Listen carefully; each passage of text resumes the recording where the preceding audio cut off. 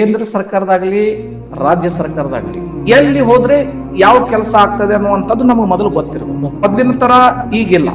ಯಾಕಂದ್ರೆ ಮೊದಲು ಒಂದ್ ಯಾವ್ದಾದ್ರು ಒಂದ್ ಕೆಲಸ ಪಡ್ಕೋಬೇಕಾದ್ರೆ ಅತ್ನಿಗೆ ಹೋಗ್ಬೇಕು ಅಥವಾ ಬೆಳಗಾವಿ ಜಿಲ್ಲೆಗೆ ಹೋಗ್ಬೇಕು, ಬೆಂಗಳೂರಿಗೆ ಹೋಗ್ಬೇಕು, ಇಂಥ ವ್ಯವಸ್ಥೆ ಇತ್ತು.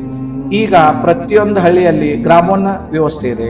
ಅಲ್ಲಿ ಎಲ್ಲಾ ಯೋಜನೆಗಳ ಬಗ್ಗೆ ಮಾಹಿತಿ ಸಿಗ್ತದೆ. ಅದೇ ಪಟ್ಟಣ ಪಂಚಾಯತಿಯಲ್ಲಿ ಕರ್ನಾಟಕ ಒಂದಿದೆ, ಸಂಧ್ಯಾ ಸುರಕ್ಷಾ ಯೋಜನೆ ಇದೆ. 65 ವಯಸ್ಸು ಮೇಲ್ಪಟ್ಟಂತ ವೃದ್ಧರಿಗೆ ಸರ್ಕಾರದಿಂದ 1200 ರೂಪಾಯಿ ಅಲ್ಲಿ ಬರ್ತದೆ. ಅದೇ ರೀತಿ ವಿಧವಾ ಪೆನ್ಷನ್ ಅಂತ ಹೇಳಿದೆ.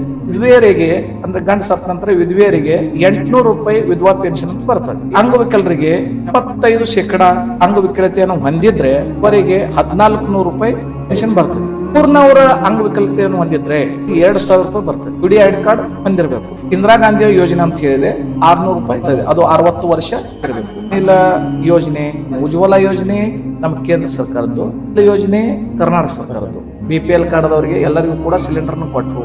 ಸ್ವಸಹಾಯ ಹೆಣ್ಮಕ್ಕಳಿಗೆ ದುಡ್ಲಿಕ್ಕೆ, ಸ್ವ ಉದ್ಯೋಗ ಮಾಡ್ಲಿಕ್ಕೆ ಕೆಲವೊಂದು ಲೋನ್ಗಳ ವ್ಯವಸ್ಥೆ ಇದೆ. ಅಲ್ಪಸಂಖ್ಯಾತರು ಕೂಡ ಕೆಲವೊಂದು ಶಿಕ್ಷಣ ಸಲುವಾಗಿ ಅಲ್ಲಿ ಕೂಡ ಲೋನ್ಗಳನ್ನು ಕೊಡ್ತಾರೆ.